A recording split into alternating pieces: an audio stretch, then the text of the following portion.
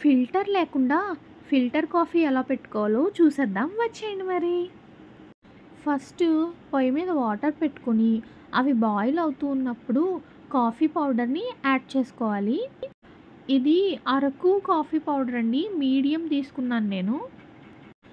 ఈ డికాషన్ బాగా మరిగించుకోవాలి. పక్కన ఇంకో స్టవ్ మీద పాలు కూడా పెట్టుకుని అవి కూడా మరిగించుకోవాలి. డికాషన్ బాగా మరిగిన తర్వాత ఫిల్టర్ చేసుకుని ఇలా పక్కన పెట్టుకోవాలి స్ట్రైనర్తో. పాలు బాగా మరిగి పొంగొచ్చి మరుగుతున్నప్పుడు ఈ డికాషన్ని తీసుకుని అందులో వేసుకుని మిక్స్ చేసేసుకోవాలి. ఆ తర్వాత ఇందులోనే మనం షుగర్ కూడా యాడ్ చేసుకోవాలి, కానీ షుగర్ వేస్తున్న క్లిప్పింగ్ మిస్ అయిపోయిందండి. ఇలా పొంగొచ్చిన తర్వాత బాగా మరిగించుకుని స్టవ్ ఆఫ్ చేసుకుని సర్వ్ చేసుకోవడమే.